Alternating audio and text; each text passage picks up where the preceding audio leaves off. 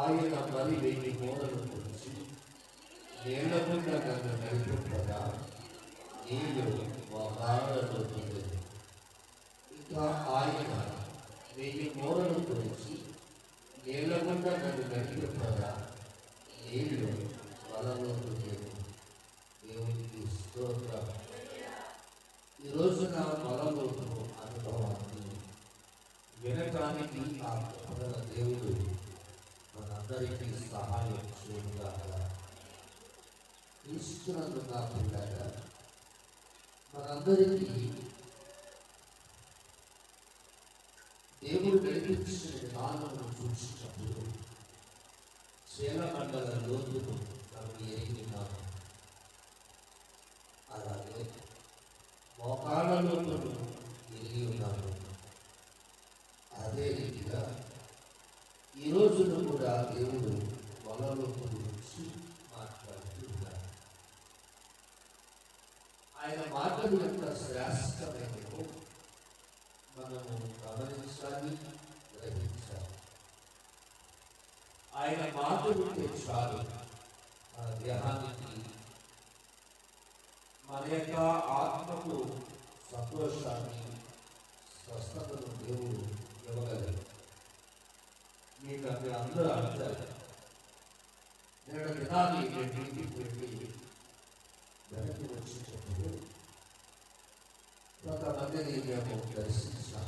ఆసుపత్రిలో మన సోదరులు దర్శించినప్పుడు అప్పుడు నా భార్య అంది, దేవుడు గొప్ప దేవుడు కదా, ఇంతమంది రోగులేటి అని స్వస్థపరచగా, నన్ను స్వస్థపరచు ప్రభువా అని అందరూ అంటే దేవుడు స్వస్థపరిచేస్తాడు కదా. అలాగే ఎక్కువ మంది ప్రార్థన చేసిన వారు ఉన్నారు, చేయని వారు ఉన్నారు. ప్రార్థన చేసిన వారందరికీ స్వస్థత ఉంది. ప్రార్థన చేయని వారికి కూడా మీరు చేసుకునే స్వస్థత పొందిపోతారు కదా. హాస్పిటల్, డాక్టర్లు, నర్సెస్, ఈ వ్యవస్థ ఇంత అవసరమా అని నన్ను ప్రశ్నించి దేవుడికి స్తోత్రం. అప్పుడు నేను అన్నాను, నీ విశ్వాసమే నేను అంటే ప్రార్థన చేసేవాడికి ఏం లేదు, విశ్వాసం లేదు. మందు పైన విశ్వాసం ఉంది, డాక్టర్ పైన విశ్వాసం ఉంది, కానీ పరమవైద్యుడైన యేసుక్రీస్తు పైన విశ్వాసము లేదు. దైవ బిడ్డలారా, మనము ఎంతటి డబ్బులైనా మనకి ఆర్థిక ఖర్చు పెడతాం. బంగారాన్ని అమ్మైనా, ఇల్లు తాకట్టు పెట్టైనా, ఇంటిని అమ్మే అయినా కానీ మనము ఎన్నో ఖర్చు పెడుతూ ఉంటాం. కానీ భక్తుడైన ఇర్మియా అంటారు కదా, స్వస్థత నీకు కొంచెమైనను లేదు అన్నాడు. దేవుడు సెలవిస్తున్న మాటలు ఎలా ఉన్నాయి చూడండి. ఎంత డబ్బులు ఖర్చు పెడుతున్నామో, ఎన్ని హాస్పిటల్స్ మనం వెళ్ళి తిరుగుతూ ఉన్నామో, ఎన్నో మందులు వేసుకుంటున్నామో, కానీ మనకు స్వస్థత కొంచెం అయినను లేదు. కారణం ఏమిటంటే విశ్వాసం లేదు. విశ్వాసం లేక రోగాలకి బలమైపోయింది. విశ్వాసం లేక రోగాలు శక్తితో నింపబడ్డాయి. విశ్వాసం లేక రోగాలు మానవుడిని నిలువని చేసుకున్నాయి. విశ్వాసం లేక రోగాలు మన మానవుడిని విడిచిపెట్టకుండా సహవాసం చేస్తున్నాయి. నీలో ఉన్న రోగాన్ని బంధించే అధికారాన్ని దేవుడు మనకి ఇచ్చాడు. మనలో ఉన్న రోగాన్ని లైఫ్ చేసే అధికారాన్ని దేవుడు మనకి ఇచ్చాడు. మనలో ఉన్న పొదువును, మనలో ఉన్న లోటును, మనలో ఉన్న సమస్యని తీసివేయడానికి ఆ ప్రభు మనకి ఇచ్చాడంటే అధికారం ఇచ్చాడు. ఏం ఇచ్చాడండి? అధికారం ఇచ్చాడు. పిల్లల అధికారం కలిగిన మనము అధికారాన్ని ఉపయోగించుకోలేకపోతున్నాం. అధికారాన్ని వాడుకోలేకపోతున్నాం. అధికారాన్ని ఉన్నటువంటి స్థితిని గమనించలేక మానవుడు వెనకబడిపోయాడు. ఆత్మీయతలో గొప్పవాడిగా లేడు, ఆత్మీయతలో ఉన్నతమైన స్థితిలో లేడు, ఆత్మీయతలో దేవుడిని ఎరిగిన వాడిగా లేడు, ఆత్మీయతలో దేవుడితో మాట్లాడేవాడిగా లేడు. పైపైన భక్తి, చేరమండల లోతులో ఉన్న భక్తి చూస్తున్నాడు, మోకాల లోతులో ఉన్న భక్తిని చూస్తున్నాడు. ఇది సరిపోతుంది అనుకుంటున్నాడు. నేను దేవుడి సరికి వెళ్ళాలి కదా, అది మోకాళ్ళ లోతు. నేను దేవుడి సరిలో వెళ్ళి ప్రార్థన చేశాను కదా, అది మోకాళ్ళ లోతు. నేను దేవుడి సరికి వెళ్తూ వస్తున్నాను కదా, నాకు ఏమి పొదువా? ఎందుకు ఈ పొదువా? ఎందుకు నన్ను వెంటాడుతుంది? ఎందుకు నన్ను వేగాన్ని గురి చేస్తుంది? ఎందుకు నా జీవితానికి కన్నీళ్ళు మిగిలిపోతాయి? ఎందుకు నాకు ఓదార్పు కలగడం లేదు? ఎందుకు నాకు ఆదరణ కలగడం లేదు? విశాలం ముందువైపోయింది. మానవుడు లేవలేకపోతున్నాడు. విశాలంలో పడిపోయాడు. విశాలాన్ని కూర్చున్నటువంటి ఆలోచన లేదు.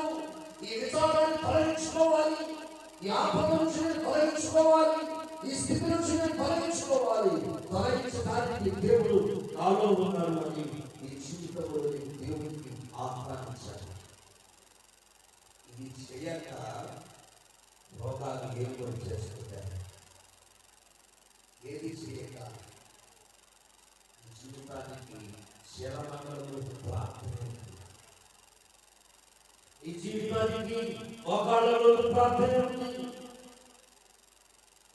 ఇది చాలా అని చెప్పి దేవుడు ఆయన ప్రశస్తమైన నదులను ఓడించి పొందుతూ ప్రవహిస్తూ మృత సముద్రంలోకి వెళ్ళినటువంటి అక్షరాల నుండి ప్రవక్తను పంపిస్తూ ఉంటాడు.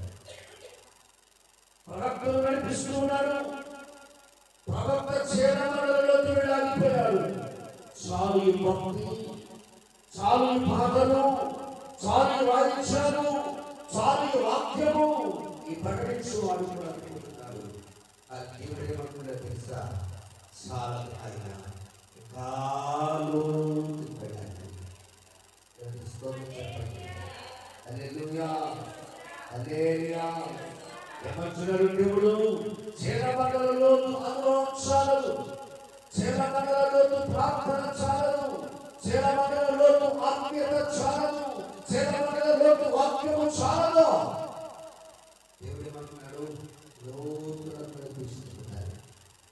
ప్రవక్త ఎక్కడికి వెళ్ళాలిపోయాడు? ఒకళ్ళ లోతులకు వెళ్ళాలిపోయాడు. ఓ వండర్ఫుల్! ఒకళ్ళ ప్రార్థన, ఒకళ్ళ ప్రార్థన, ఒకళ్ళ ప్రార్థన లేదండి యోచన. ఎందుకో తెలుసా?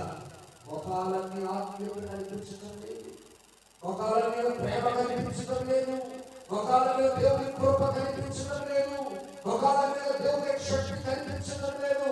ఎందుకో తెలుసా? ఒకళ్ళ ప్రార్థన సరిలేదు, ఒకళ్ళ ప్రార్థన క్రమంగా లేదు, ఒకళ్ళ ప్రార్థన లేదు. బలహీనత అడ్డం పెట్టుకుంటున్నావు, ఈ రోగాన్ని అడ్డం పెట్టుకుంటున్నావు. ఈ బలహీనతలో మోకరించాలి, ఈ రోగంలో మోకరించాలి, మోకరించలేని స్థితి, ఆత్మీయ స్థితిలో ఉంటే నా ఆత్మీయ తండ్రి, నా ప్రభువు, నా యేసు నీతో మాట్లాడతాడు. ఈ అనుభవం లేక దేవుడు ఏమంటాడు తెలుసా? లోతుకు తీసుకుంటున్నాడు. ఎవరు తీసుకెళ్తారండి? లోతులో తీసుకెళ్తున్నాడు. లోతు అనగా విశ్వాసము. నీవు చేరమండలంలో విశ్వాసం సరిపోతుంది అనుకుంటున్నావు. ఆ దేవుడు ఏమంటున్నాడు? చాలదు అన్నాడు. మోకాళ్ళలో ఉండే విశ్వాసం సరిపోతుంది అనుకుంటున్నావు. ఆ దేవుడు ఏమంటున్నాడు? చాలదు అంటున్నాడు. దేవుడి కార్యంలో విశ్వాసం తీసుకెళ్తున్నాడు. ఎక్కడ తీసుకెళ్ళాలంటే పొలంలో తీసుకెళ్ళాడు. ఎవరికి స్తోత్రం, హల్లెలూయా. ఎక్కడ తీసుకెళ్ళండి? పొలంలో. స్థితి ఎలా ఉందో చూసుకోండి. ఈరోజు ఉదయాన్ని లేచి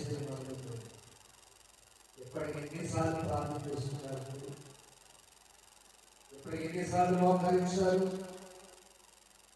ఇప్పటికి ఎన్నిసార్లు ప్రభువుని వేడుకున్నారు? తెల్లవారి సుమారుగా 9:30 సమయం, 9:30 గంటలు కావస్తుంది. పెట్టాక దేవుడిని పగలిని చూశాడు అంటే కష్టపడి పని చేస్తుంది. దేవుడిని స్తుతించడానికి రాత్రి దీక్షలు కష్టపడిన కష్టానికి విశ్రాంతి పొందడానికి నిద్రించడానికి రాత్రి ఇచ్చారు. ఆయన పగలు కష్టపడతానికి రాత్రి సుఖమైన నిద్ర కలగటానికి ప్రార్థనలో ఉండాలి. ఎక్కడండి ప్రార్థనలో. పూర్వకాలంలో నాన్నగారు 3 రోజుల ఉపవాసం పెట్టారు. సమారంభంలో 200 మంది సంఘం అందరం చంద్రగానికి సరిపోతున్నారు. చాలా మంది చీడలు కూర్చున్నారు. చాలా మంది ఒక్కరిగా కూర్చున్నారు. పొరవడైతే పైన ఇక్కడే కూర్చునేవాడు. అలాంటి సమయాల్లో ఉదయమే 4 గంటలకి ఆరాధన చేసేవారు. 4 గంటల నుంచి 6 గంటల వరకు ఆరాధన చేసి ఇంటికి వెళ్ళి పరిచయంగా చేస్తుంది. మరలా 10 గంటలకు ఆరాధన చేసేవారు. 10 గంటల నుంచి 16 గంటల వరకు ఆరాధన ఉపవాసం నడుస్తూ దైవజనుడు వాక్యం అందిస్తుంది. ఆత్మతో నింపబడేవాడు. మోకాలించి ప్రార్థన చేయడమే చిన్న పెద్దని తేడలేదు. ఆరోగ్యము అనారోగ్యము తేడలేదు.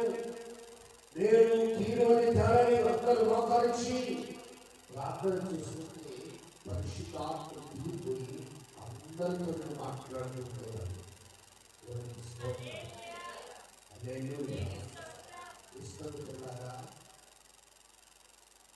అలా 3 దినాలు రాత్రి 7 గంటలకి రాత్రి ప్రారంభం. సుమారుగా 12-1 గంటల వరకు ప్రసంగాలు ఆరాధన నడుస్తుంటాయి. మళ్ళా 12 గంటల నుంచి స్త్రీలు గొలుసు ప్రార్థన చేసేవారండి.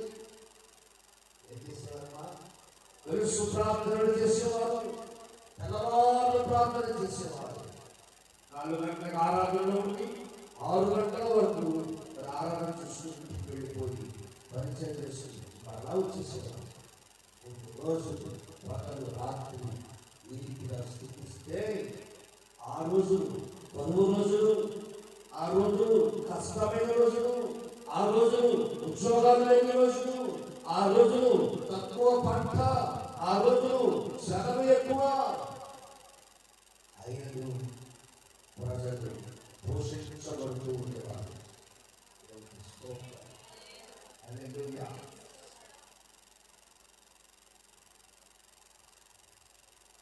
నా ఇంటి పక్కన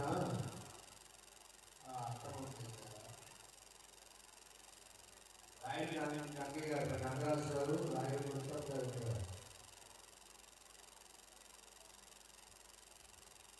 వాళ్ళకి 4 కొడుకులు, 5 ఆడతారు.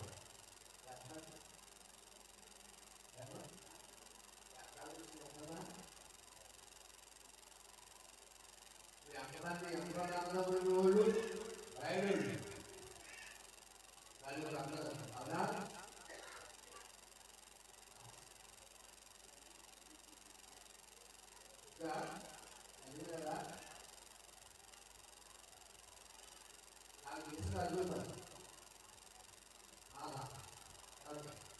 అప్పచేయడానికి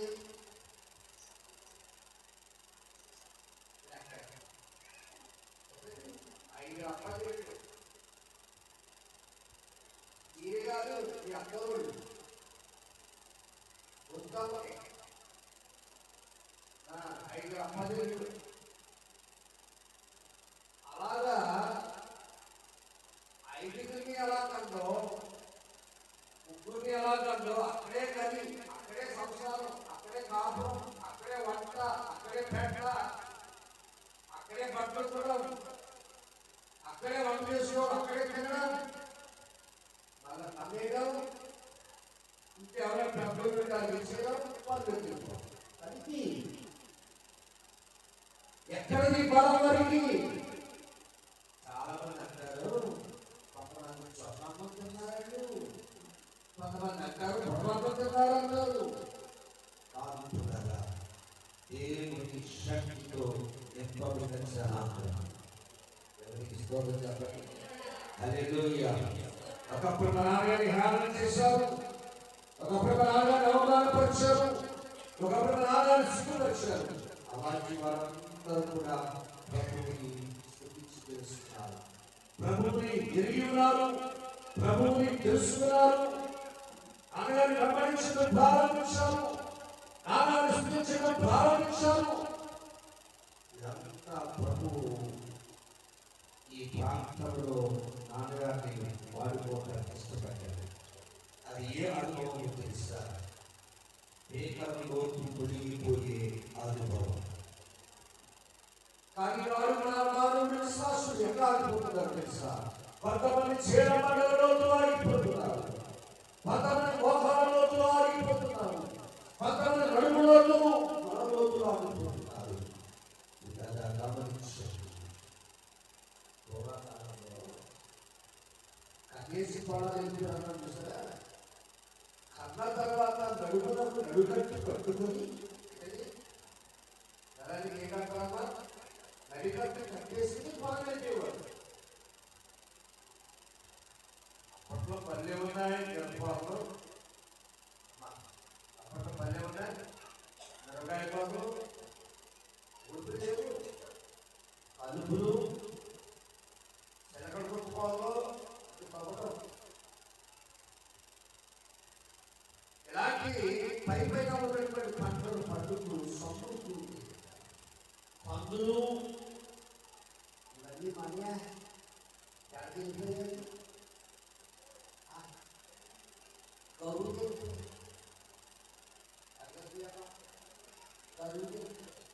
ఇప్పుడు కరువులు వచ్చేసి పడాలి.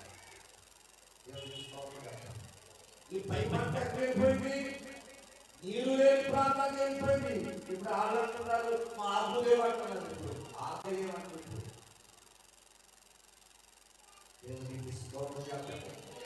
హల్లెలూయా. ఏ అనుభవం కావాలి నీకు? ఎలాంటి అనుభవం కావాలి? నువ్వు ఎక్కడ ఉన్నావో అనుభవం చూసుకో.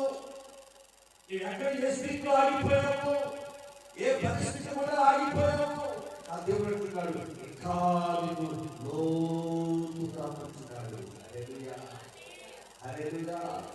ఎక్కడ పంచుతాడండి? లోతుగా పంచుతాడు.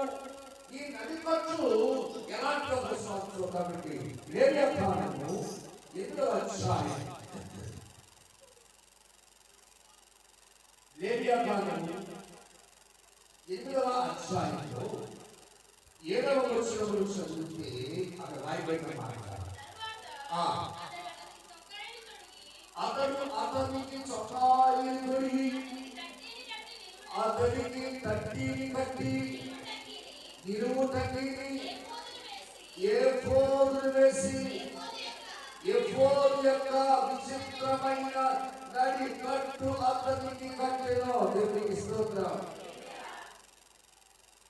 ఏ కట్టు కట్టెనండి? నడి కట్టు గట్టిగా కట్టెను. లూజ్ అయిపోతున్నటువంటి శరీరము, మెత్తబడిపోతున్నటువంటి శరీరము 9 మాసాలు మోసిన తరువాత, కడుపు సాగిన తరువాత అది మరలా రబ్బర్లాగా సాగకుండా ఉండటానికి ఏం చేసేవాడి?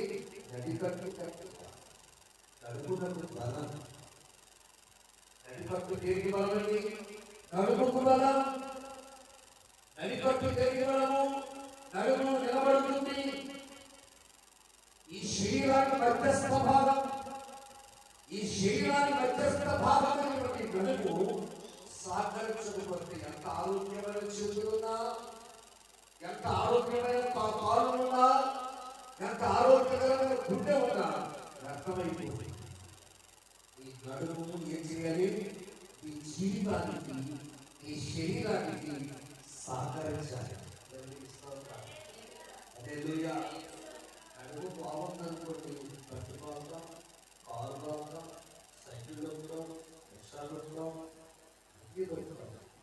నడుములకు మనకు సహకారం లేకపోతే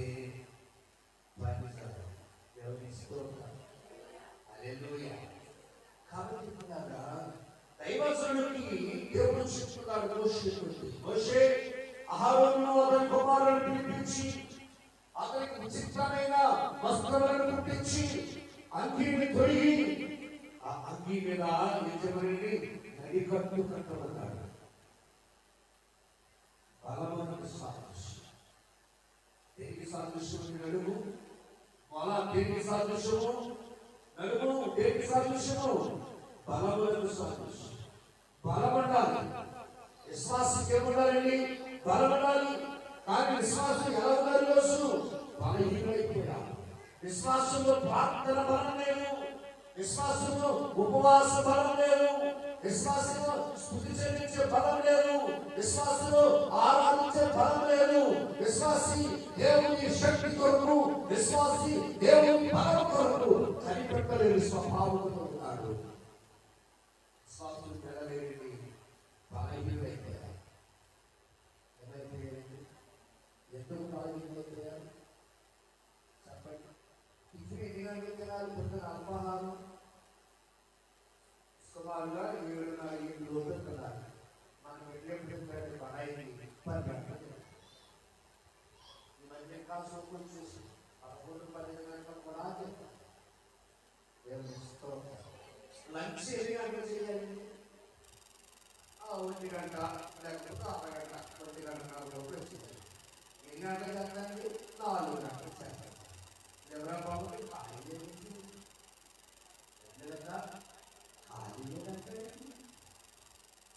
రాత్రి కింద 2 గంటలు చేయాలి. రాత్రి కింద రాత్రి భూమి 7 గంటల 7-7:30 తినాలి. 11 గంటల దాకా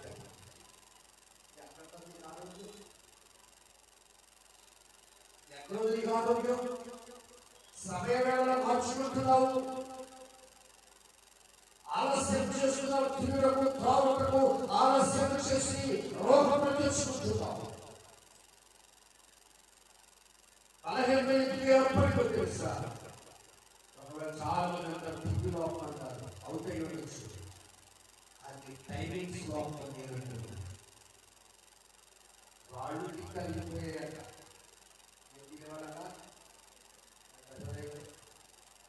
ఆయనకు వాడు తగ్గిపోతాయి. అదే కష్టమైన పొద్దున్న 4 గంటలకి రాత్రి 9-10 గంటలు చూడండి. ఆ బాల్యంలో నేను కళ్ళకు కూర్చోండి. బాగా నా రూట్లో బాగా కష్టపడి రాయబడే అదే చాలా కష్టం, చాలా కష్టం. వారి కష్టాన్ని నమ్ముతున్నారు. నేను అప్పుడప్పుడు చెప్పాను, మనతోనే రాయలేదు, ఎవరిని అన్యాయం చేయలేదు.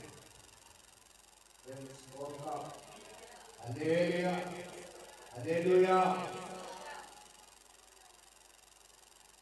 నా బాల్యంలో మా అమ్మకి బాగోలేనప్పుడు రాయని చెప్పమని విదేశాలు నాయన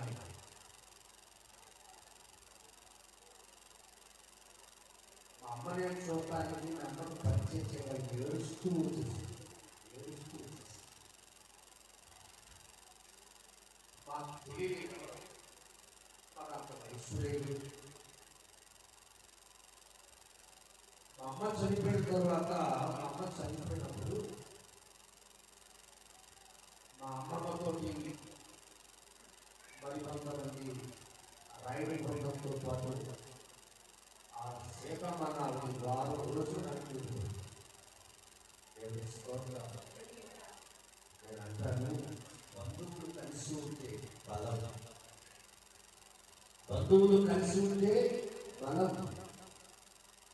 ఒకే మందిరంలో పెరుగుతున్న మనమందరం కలిసి ఉంటే బలం, ఒకే మందిరంలో పెరుగుతున్న మనమందరం కలిసి ఉంటే బలం. నేను వేరు, నేను వేరు శుద్ధులకు మనం ఉంటే కనుక ఎంత ఆరాధన చేసినా మనం ఎవరు ఉంటామంటే బలహీనమైపోతాం.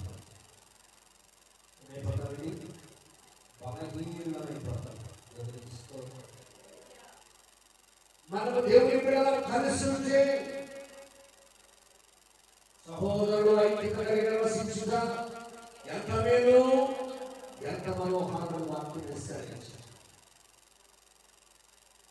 కాబట్టి మనమందరూ ఎలా ఉండాలి అంటే నడుములకు ఎంత బలం ఉంటుందో మన ఐక్యతలో కూడా అంత బలం ఉంటుంది. నడుములకు ఎంత బలం ఉందో మన యొక్క విశ్వాస జీవితంలో కూడా మనము బలము కలిగిన వారమే ఉండాలి. బలహీనత అనేది మనకు రాకూడదు. దేవునికి స్తోత్రం. రాసులు 2వ గ్రంథం 1వ అధ్యాయం 8వ వచనం చదువునైనా. అందుకు వారు అతను గొంగళి ధరించుకొని నడుములకు తోలు తట్టి కట్టుకున్న వారిని ప్రశంసించును. దేవునికి స్తోత్రం. హల్లెలూయా, హల్లెలూయా. రాజు అడుగుతున్నాడు, నిన్న నీతో మాట్లాడినప్పుడు ఎలా ఉంటాడు? ఎవరు అడుగుతున్నారండి? రాజు అడుగుతున్నాడు.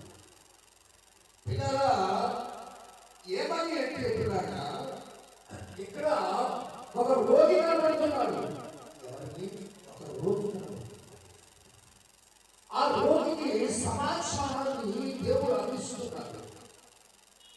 ఆ రోగి దైవజనుడి యొక్క తీసుకురాక దైవజనుడి యొక్క తీసుకురాక దైవజనుడినే రమ్మంటున్నారు, ప్రవక్తనే రమ్మంటున్నారు.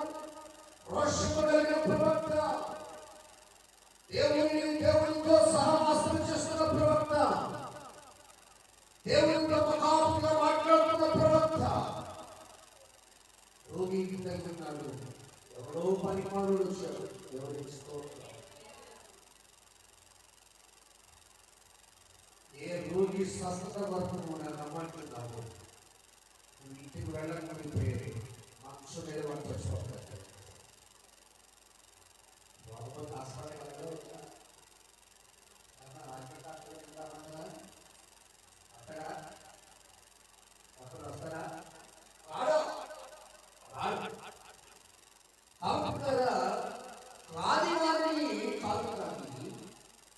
దేవుడు సవరిస్తున్నాడు.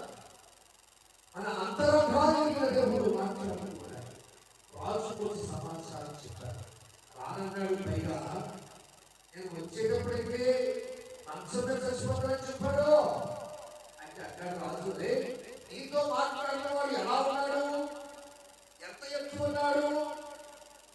ఎంత లావు ఉన్నాడు? ఏంటి ధరించుకున్నాడు? అక్కడ వస్తానేమిటి అని చెప్పి రాజు అడిగితే అతను చెప్తూ ఉన్నాడు. ఎవరు చెప్తూ ఉన్నాడండి? ఎవరు చెప్తూ ఉన్నాడండి? అతడు గొంగళి ధరించుకొని, గొంగళి అంటే గొంగళి రగ్గు, గొంగళి అభినందండి. రగ్గు దుర్గమ్మ చిత్తకాలం ఉంది. 4 పొక్కలు రగ్గు కట్టాక చిత్తకాలం వచ్చి 2 పొక్కలు కొనే వాళ్ళే 4 రూపాయలు 10 రూపాయలు. నా అమ్మాయికి 10 ఖర్చు ఇంకా 4 నా అమ్మాయికి దానికి సరిపోతుంది. నేను 10 డబ్బు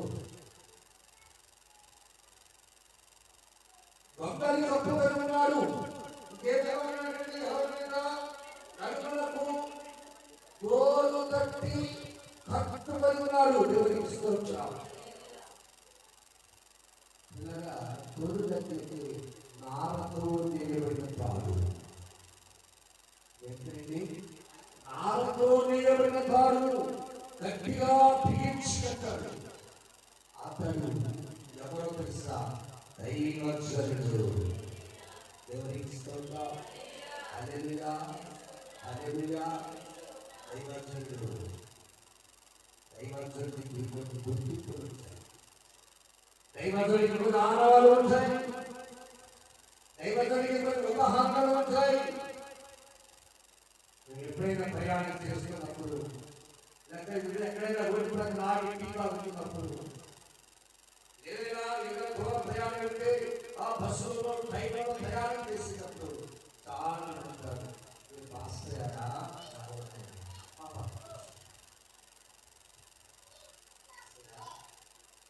దైవజనుడిని ఆనవాళ్ళు కనిపించారు. దైవజనుడిని ఆనవాళ్ళు కనిపించారు. ధరించాలి. దైవజనుడి గుర్తింపు ఉండాలి. దైవజనుడి కొన్ని ఉదాహరణలు చూపించగలిగి ఉండాలి. ఈ వేషం, ఈ దుస్తులు, ఈ అలంకరణ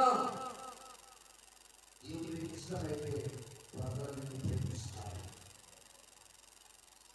విశ్వాసం అంటే బలమైన విశ్వాసంగా ఉండాలి.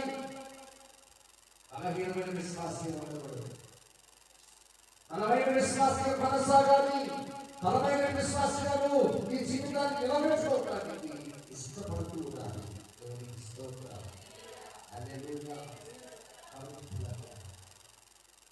ఏరియాను గుర్తు అడుగుతూ ఉండాలి. ఆయన వస్త్రాలకి ఆయన వేషానికి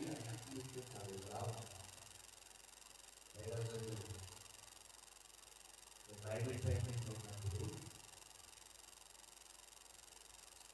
ఈ బట్టలు ఫుల్గా పెట్టాలి. ఇక్కడ వరకు పెట్టాలి. హాఫ్ హ్యాండ్స్ చూసుకోకూడదు. ఫుల్ హ్యాండ్స్ చూసుకుని ఫుల్ హ్యాండ్స్ రివ్యూ పెట్టాలి. ఇన్స్టార్ట్ చేయాలి. షూ వేసుకోవాలి. ఇవన్నీ వేసిన హాస్టల్ నుంచి కాలేజీకి వెళ్ళాలి.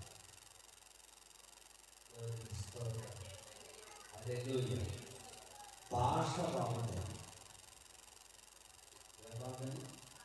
భాష మన పల్లెటూరు భాష బాగోదు. పల్లెటూరు భాష నేర్చుకుంటాం.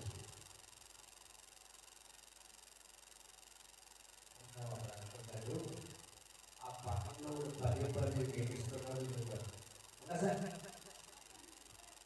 మగోళ్ళు ఆడవాళ్ళు మాకు ఎవరున్నారు? మగోళ్ళు అదే నీ మాట పరిపక్వత లేదు. నీ మాట సలము కాలేదు.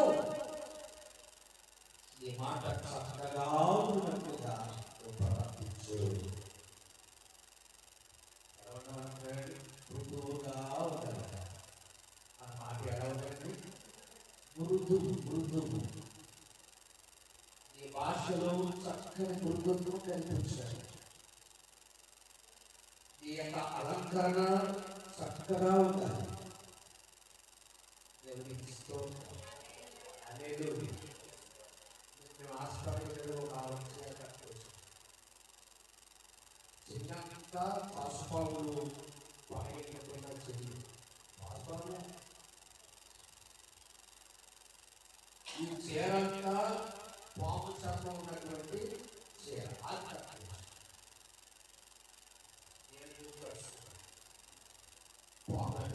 పాప వల్ల ఉంటుంది. అది పాపు దూరంగా ఉంటుంది. మనం చిన్నప్పుడు గొప్ప కోసం వెళ్ళాలనుకున్నామా? ఉపయోగించుకుంటుంది. అంత పొట్టెక్కి అది ఆమె సంస్కారం. ఈ వేసుకున్న దుస్తులు ఎదుటి వారిని భయపెట్టే రీతిగా ఉండకూడదు. ఈ వేసుకున్న దుస్తులను నిశ్చయంగా ఎదుటి వారికి నేర్చుకునేటట్టుగా. ఎక్కడైనా గుడికి జరుగుతున్నప్పుడు, కూడా జరుగుతున్నప్పుడు, అప్పుడు జరుగుతున్నప్పుడు చాలా మంది నైట్ వేసుకుని ఆ దాన్ని చుట్టూగా వేసుకుని చెప్పండి. అలా రాకూడదండి. నైట్ డ్రెస్సే ఆరాధన చేసుకోకూడదు. ఇప్పుడు చెప్తున్నారు నైట్ డ్రెస్ చేసుకుని ఆరాధన రాకూడదు. చక్కని దుస్తులు వేసుకోవాలి. హల్లెలూయా, హల్లెలూయా. మగబిడ్డలు వాళ్ళు ఎలా ఉన్నా కొంచెం అందంగా కనపడతారు. ఆడబిడ్డలు వస్త్ర అలంకరణలో చాలా జాగ్రత్తగా ఉంటారు. మంచి నల్లసే కట్టింది. నల్లసే కడతారు. పగలే భయపెట్టారు. మంచి చీరలు కట్టుకోవాలి. తెలుగుదనాన్ని చూపించేటట్టుగా ఇతరులకు ఆకర్షణీయంగా ఉండాలి.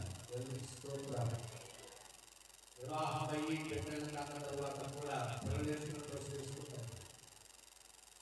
మంచి దుస్తులు వేసుకుంటారు. ఏలియా విశ్వాసం మాదిరి వస్త్రాలు వేసుకుంటారు. ఎలీషా కూడా మాదిరిగా వస్త్రాలు చూపించాడు. నడుమునకు దర్జీ కట్టుకొని నడికట్టు కట్టుకొని వారి జీవితాలను చూపించాలి. చివరకు మాట చూపిస్తాడు. సామెతల గ్రంథం 31వ అధ్యాయం 24వ వచనం. ఆమె నారబట్టలు వేయించి అమ్మును, నడికట్ల వర్తకులకు అమ్మును. దేవునికి స్తోత్రం. ఏ కట్లట? నడికట్లు. నడికట్లు అంటే అంటే ఈ నడుములకు కట్లు అమ్మేవారికి. ఇప్పుడు పురుషులు ధరిస్తున్నారు నడుములకు కట్లు. పూర్వకాలంలో స్త్రీలు నడికట్లు కట్టుకునేవారు. స్త్రీలు కట్టుకోవడం లేదా? పురుషులు కట్టుకుంటున్నారు. ఉపయోగించుకుంటున్నారు. అదే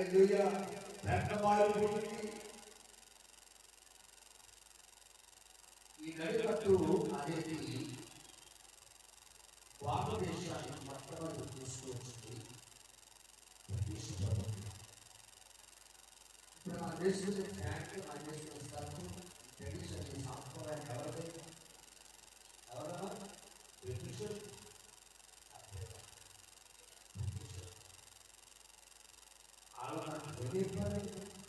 సంస్కృతి ఒక మంచి అఫీషియల్ ఉండడానికి మంచి నడవడిక నేర్పాలి, మంచి ప్రవర్తన నేర్పాలి, చదువు నేర్పాలి, వైద్యం చేశారు.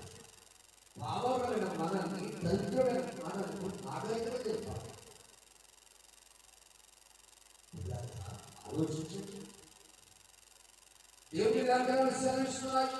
ఆమె నడికట్లు తయారు చేసినట్ట. ఎవరామె? షోలమితి. ఎవరికవి? షోలమితి నిర్మిస్తున్నా. షోలమితి నడికట్లు అమ్మింది. ఎవరికి అమ్మింది?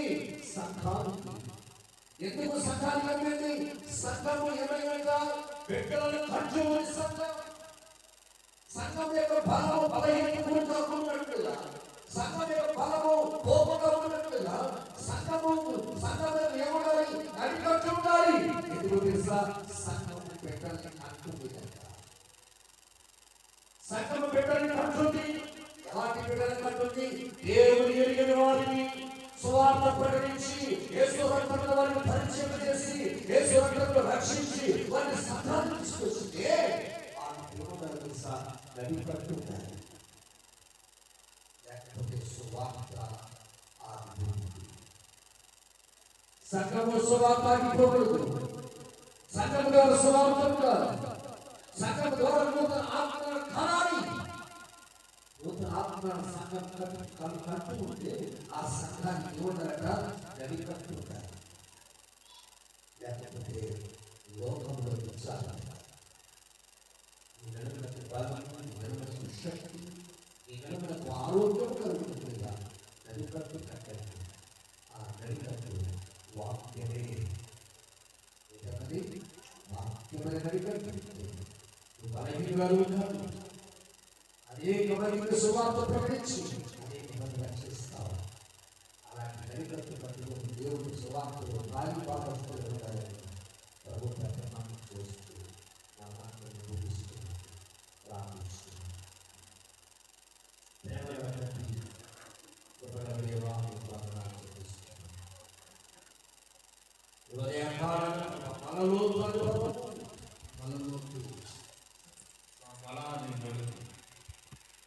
బలహీనముగా ఉంటుంది. బలముగా అతి బలమైనటువంటి బలము అనే ఆత్మలను ఖర్చు ఇంకా ముందుకు కొనసాగాలి. అతి ధన్యత మనందరికీ నడిపించి యేసునామమున ప్రార్థిస్తున్నాను. హల్లెలూయా. సమర్పణ